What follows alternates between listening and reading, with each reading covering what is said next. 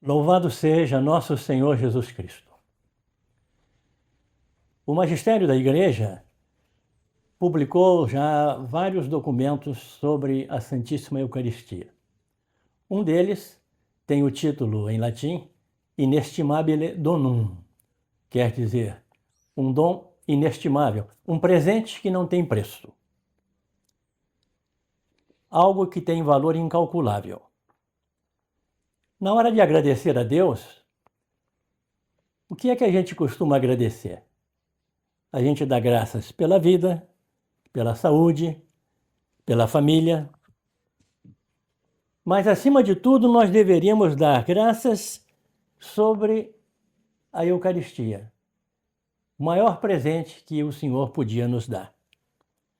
No nosso primeiro encontro, nós refletimos sobre a Eucaristia como sacrifício. Há outros aspectos na Eucaristia, como ceia, como o grande banquete, como memorial da paixão e ressurreição de Jesus. Mas hoje nós vamos refletir sobre Eucaristia e presença. A experiência eucarística é uma experiência pascal. A Eucaristia atualiza os três aspectos centrais da Páscoa do Senhor. Na Quinta-feira Santa, o aspecto da comunhão, o alimento comum, o lava-pés, o convívio entre os discípulos de Jesus. Na Sexta-feira Santa, celebramos propriamente o sacrifício salvífico. E no sábado da ressurreição, celebramos a presença do ressuscitado no meio de nós. Presença eucarística. Na carta apostólica de João Paulo II, Manen Nobiscum Domine, Fica Conosco, Senhor, de novembro de 2004, ele comentou sobre isso. Ele diz que todas essas dimensões da Eucaristia se encontram em um aspecto que, mais que todos os outros, põe à prova a nossa fé. É o mistério da presença real. Com toda a tradição da Igreja, diz o Papa, nós acreditamos que, sob as espécies eucarísticas, está realmente presente Jesus. Uma presença, como explicou de maneira eficaz o Papa Paulo VI, uma presença que é chamada de real, não por exclusão, como se as outras formas da presença de Deus, de Jesus, no meio de nós, não fossem reais, mas por antonomasia. Por antonomasia quer dizer quando uma expressão substitui completamente a outra. Por exemplo, o ouro negro, o petróleo, o país do carnaval, infelizmente, o Brasil. Não é? Por força dessa presença, o Cristo inteiro se faz substancialmente presente na realidade do seu corpo e do seu sangue. Por isso, a fé nos pede que nós estejamos diante da Eucaristia com a consciência de estarmos diante do próprio Cristo. De maneira exata, a sua presença dá às outras dimensões, de banquete, de memorial da Páscoa, de antecipação escatológica, dá a elas um significado que ultrapassa em muito um mero simbolismo. A Eucaristia é mistério de presença, por meio do qual se realiza de modo absoluto a promessa de Jesus de permanecer conosco até o fim do mundo. A pessoa humana foi criada para viver na presença do Criador. Em Gênesis 2,18, nós lemos um versículo: não é bom que o homem esteja só. E, em geral, ele é aplicado apenas à relação homem-mulher. Mas não é só isto. Não é bom que o homem esteja só, é, antes de tudo, que o homem não fique ausente de Deus, que ele não perca a noção, a consciência da presença de Deus. Tal como a gente vê no Cântico dos Cânticos, o amor humano é o ícone das relações entre homem e Deus. No entanto, no Antigo Testamento, Deus como que se esconde dos olhos humanos. Deus, puro Espírito, apenas se faz ouvir na primeira aliança. Lá no Antigo Israel, o ouvido supera a visão. Deus começa falando, Shema Israel, escuta, ouve Israel, mas não é visto. O fiel, no Antigo Testamento, é considerado aquele que é um bom ouvinte, obediente. Tanto que Salomão, na sua prece, pediu a Deus um coração ouvinte, um coração que soubesse ouvir. E o Antigo Testamento considera como sábio aquele que ouve a Deus. Mas Deus continuava oculto na nuvem. O povo ansiava pela visão. O salmista, o que ele canta? Mostrai-nos, Senhor, a vossa face e seremos salvos. E se Deus respondesse, diria, não tem jeito, eu não tenho face. Ainda não tinha face. Mas mesmo lá naqueles textos messiânicos do Antigo Testamento, a audição começa a dar lugar à visão. Isaías 9, nós lemos, o povo que andava nas trevas viu uma grande luz. Em Isaías 25, neste monte o Senhor vai tirar o véu que vela todos os povos. Em Isaías 35, será vista a glória do Senhor. E assim em muitas dessas profecias do Messias. Em Isaías 60, eu vou ler um trechinho um pouco mais longo. Isaías 60, no início, o profeta diz, levanta-te, sê radiosa, eis a tua luz. A glória do Senhor se levanta sobre ti. Vê, a noite cobre a terra e a escuridão os povos. Mas sobre ti se levanta o Senhor e sua glória te ilumina. As nações se encaminharão à tua luz e os reis ao brilho da tua aurora. Levanta os olhos e olha à tua volta. Todos se reúnem para vir a ti. Teus filhos chegam de longe e tuas filhas são transportadas à garupa. Esta visão te tornará radiante. Teu coração palpitará e se dilatará, porque para ti vão afluir as riquezas do mar e a ti virão os tesouros das nações. O povo já está sendo preparado para uma outra relação com Deus, que já não será mais apenas da audição, mas vai incluir também a visão. Estamos diante de uma grande mudança, não é? Lá no Éden, o Senhor se manifestava na brisa, uma presença impalpável, no vento leve. No deserto, Deus se ocultou na nuvem durante o Êxodo. No Sinai, Deus se manifestou na tempestade, assustando o povo. Mas no Novo Testamento, o Senhor vai se manifestar na carne. É que agora o Filho nasce de mulher. Ele assume um corpo humano, uma natureza humana, um psiquismo humano, tem sentimentos e vontade humanos. Se nós contemplamos o ícone da Galactotrofusa, nós vamos ver Nossa Senhora amamentando o Filho, Jesus Cristo, que é exatamente o Verbo de Deus na carne. Por isso mesmo, São João, na sua carta, vai poder dizer, falando de Jesus Cristo, esse que os nossos olhos viram, nossos ouvidos ouviram, nossas mãos têm como que apalpado no tocante ao Verbo da vida. E Jesus, falando aos seus discípulos, diz, bem-aventurados os vossos olhos.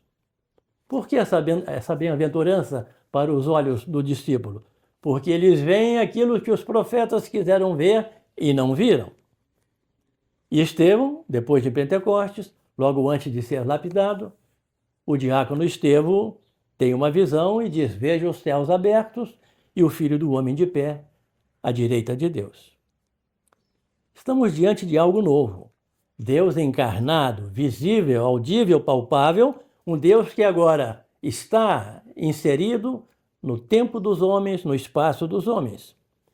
Nós vamos encontrá-lo no Evangelho, na sinagoga, no templo, nas aldeias, nas estradas, no Calvário, e em todos esses espaços ele pode ser visto. É uma presença visível.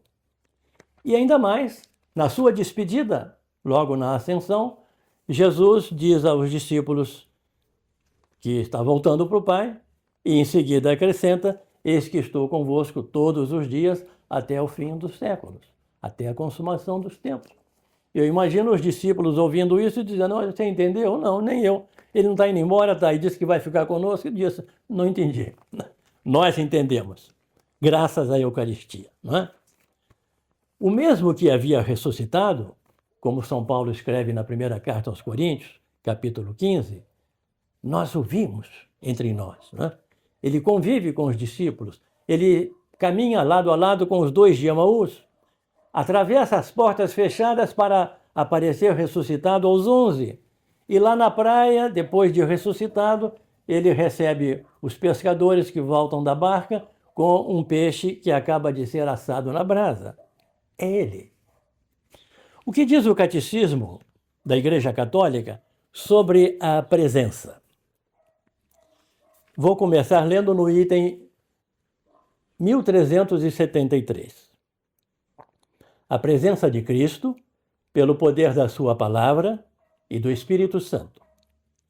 Cristo Jesus, aquele que morreu, ou melhor, que ressuscitou, aquele que está à direita de Deus e que intercede por nós, Romanos 8, 34, Cristo está presente de múltiplas maneiras em sua igreja. Vejam bem, a presença de Cristo na igreja é multiforme. Em sua palavra, na oração de sua igreja, lá onde 2 ou 3 estão reunidos em meu nome, nos pobres, nos doentes, nos presos, em seus sacramentos, dos quais ele é o autor, no sacrifício da missa e na pessoa do ministro. São várias modalidades da presença de Jesus entre nós. Mas, diz o Catecismo, sobretudo está presente sob as espécies eucarísticas, o pão e o vinho consagrados. O modo de presença de Cristo sob as espécies eucarísticas é único. É diferente de todas as outras maneiras de presença. Ele eleva a Eucaristia acima de todos os sacramentos e faz com que ela seja como que o coroamento da vida espiritual e o fim, o objeto, o objetivo, o alvo para o qual tendem todos os sacramentos. No Santíssimo Sacramento da Eucaristia estão contidos verdadeiramente, realmente e substancialmente o corpo e sangue, juntamente com a alma e a divindade de nosso Senhor Jesus Cristo. E, por conseguinte, o Cristo todo, o Cristo total.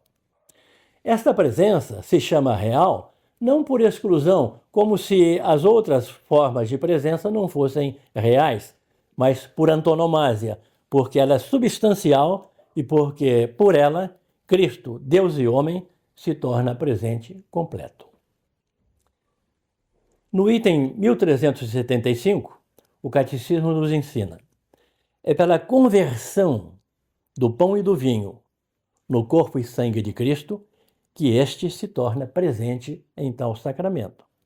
Os padres da Igreja afirmaram com firmeza a fé da Igreja na eficácia da palavra de Cristo e da ação do Espírito Santo para operar esta conversão. Conversão que acontece na epiclese, na oração eucarística, quando o ministro consagrado impõe as mãos sobre o pão e o vinho e invoca o Espírito Santo. Assim, São João Crisóstomo declara: não é o homem que faz com que as coisas oferecidas, pão e vinho, se tornem corpo e sangue de Cristo, mas o próprio Cristo que foi crucificado por nós. O sacerdote, figura de Cristo, pronuncia estas palavras, mas a sua eficácia e a graça são de Deus. Isto é o meu corpo, diz ele, e estas palavras transformam as coisas oferecidas. No item 1380, continua o Catecismo: é altamente conveniente que Cristo tenha querido ficar presente à sua igreja desta maneira singular. Visto que ele estava para deixar os seus em sua forma visível, Cristo quis nos dar a sua presença sacramental, quer dizer, através dos sinais. Já que ele ia se oferecer na cruz para nos salvar, ele queria que nós tivéssemos o memorial do amor com o qual nos amou até o fim, João 13, até o dom de sua vida. Com efeito, em sua presença eucarística, ele, Cristo, permanece misteriosamente no meio de nós como aquele que nos amou e que se entregou por nós. E ele o faz sob os sinais que exprimem e comunicam esse amor. E para terminar a citação do Catecismo, no item 1381, a presença do verdadeiro corpo de Cristo e do verdadeiro sangue de Cristo neste sacramento não se pode descobrir pelos sentidos, diz Santo Tomás de Aquino, mas só com fé. Santo Tomás, no hino eucarístico que nós conhecemos, Adoro te devote, ele diz que a nossa visão, visus, o nosso tato, tactus, o nosso paladar, gustos, tutto falito, fracassam por completo. Por quê? Porque ali onde nós vemos pão e não é mais pão, ali onde nós sentimos o gosto do pão e não é mais pão, ali onde nós visus tactus, onde nós podemos tocar a massa do pão e não é mais pão. Visus tactus gustus in te falito. Aquilo que vemos, aquilo que tocamos, aquilo que saboreamos, nos engana por completamente. Né? Por isso, comentando o texto de São Lucas 22:19, isto é meu corpo, que será entregue por vós, São Cirilo declara, não pergunte se é ou não verdade, aceita com fé as palavras do Senhor, porque ele, que é a verdade, ele não mente. E o Catecismo até nos dá o texto deste hino, o Adoro te devote.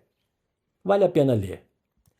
Com devoção te adoro, latente divindade. Latente quer dizer escondida, que fica por baixo.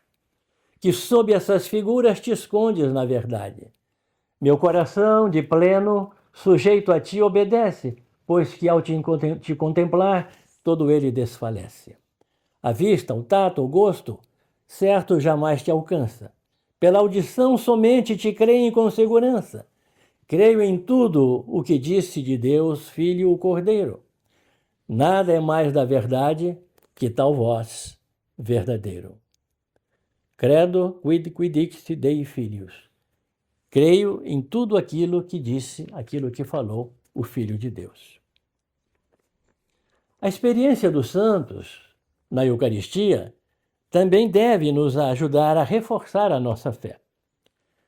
No livro História de uma Alma, que são os manuscritos de Santa Teresinha, ela relata a sua experiência da primeira comunhão. E ela diz, como foi doce o primeiro beijo de Jesus à minha alma. Ela traduz dessa forma afetiva a sua primeira comunhão. Foi um beijo de amor, eu me sentia amada. E dizia também, amo-vos, dou-me a vós para sempre. Não houve pedidos, lutas, sacrifícios. Havia muito tempo que Jesus e a Teresinha se haviam olhado e compreendido. Naquele dia, dia da primeira comunhão, não era mais um olhar, mas uma fusão. Não eram mais dois. Teresa havia sumido como a gota d'água que se perde no oceano. Só ficava Jesus. Era o mestre, era o rei.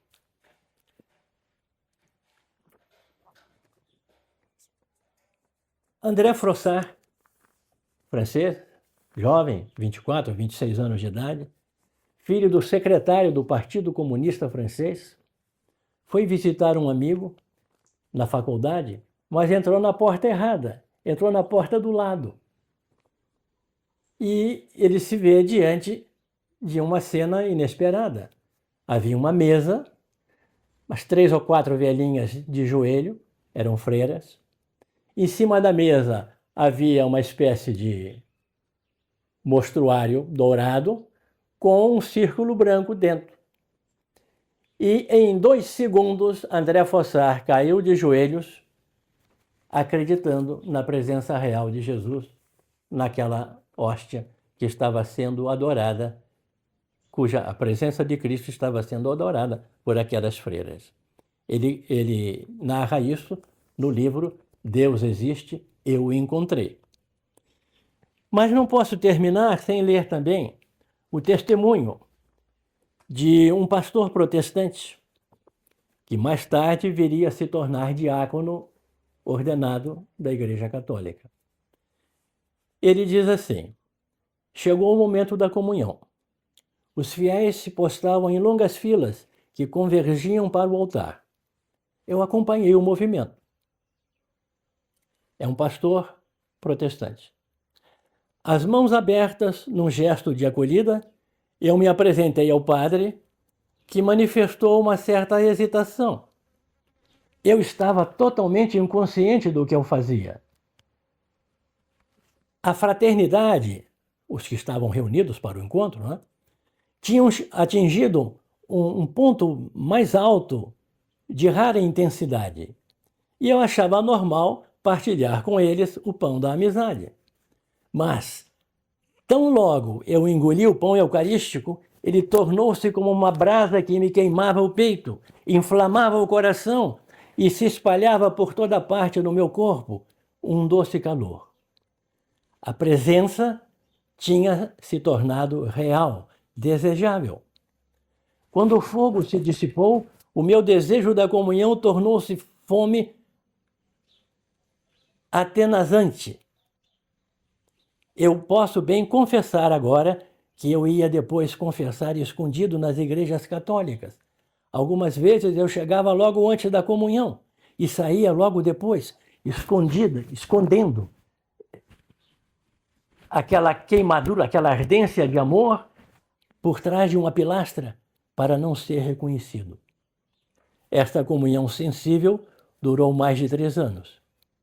E eu percebi que acontece a mesma coisa com um bom número de católicos que também descobrem a presença real. Diante desta realidade, desse testemunho de um pastor protestante, eu sou obrigado a perguntar: e nós? E a nossa comunhão? Como é que ela acontece? Ainda arde? Ainda queima? Ainda sentimos realmente a presença de Jesus naquela hóstia com que nos alimentamos? Será que nós não percebemos, como dizia o padre da igreja, São Cirilo de Jerusalém, que ao comungar nós nos tornamos concorpóreos e consanguíneos de Cristo? Será que nós podemos, naquela hora da comunhão, logo após receber a hóstia, repetir com Santa Elizabeth da Trindade: Deus em mim, eu em Deus, Deus em mim, eu em Deus? Presença real. Nós vamos encerrar ouvindo uma das minhas composições, que é apropriada para cantar como canto de comunhão. Isto é meu corpo.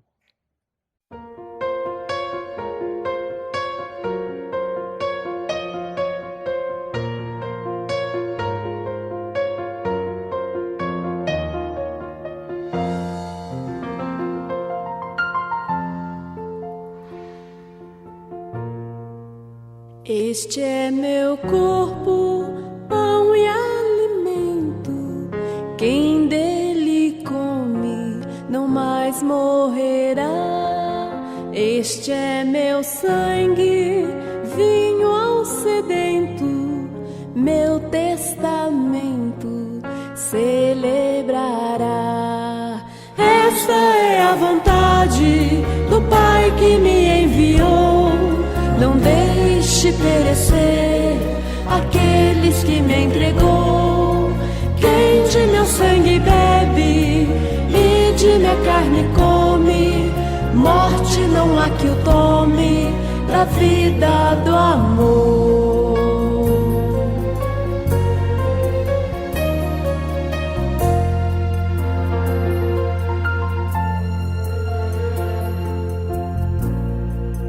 Cristo se entrega, massa moída, fonte de vida que não passará. Foi grão de trigo